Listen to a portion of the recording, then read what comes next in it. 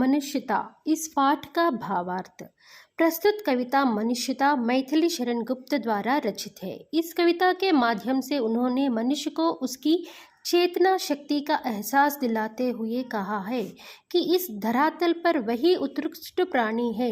वह अपने ही नहीं बल्कि औरों के हित अहित का ख्याल रखने में तथा उनके लिए कुछ करने में समर्थ है।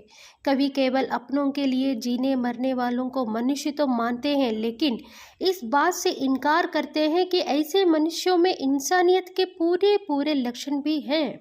वे तो उन मनुष्यों को उच्च तथा महान मानते हैं जिनमें अपनों के हित चिंतन से कहीं पहले और सर्वोपरि दूसरों की हित की चिंता हो। उसमें वे गुण हों जिनके कारण कोई मनुष्य मृत्यु के उपरांत भी अपने कर्मों से युगों तक लोगों के लिए याद बनकर रहे, तब उसकी मृत्यु भी सुमृत्यु हो जाती है। ऐसे ही मनुष्यों का महिमा गान सरस्वती माँ, धरती माँ और पूरा विश्व करता है।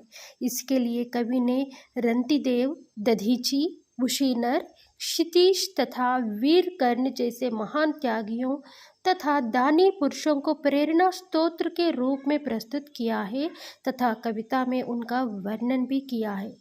मनुष्यों को कभी तुच्छ धन के नशे में, अभिमान में डूबकर नहीं जीना चाहिए। उसे इस धन को दीन दुखियों और धनहीनों की सेवा में लगाना चाहिए।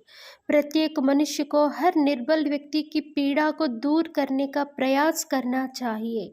इन सब बातों को ध्यान में रखकर मनुष्य अपने जीवन पथ पर आगे बढ़ते हुए अपने इस जीवन की सार्थकता को सिद्ध करे।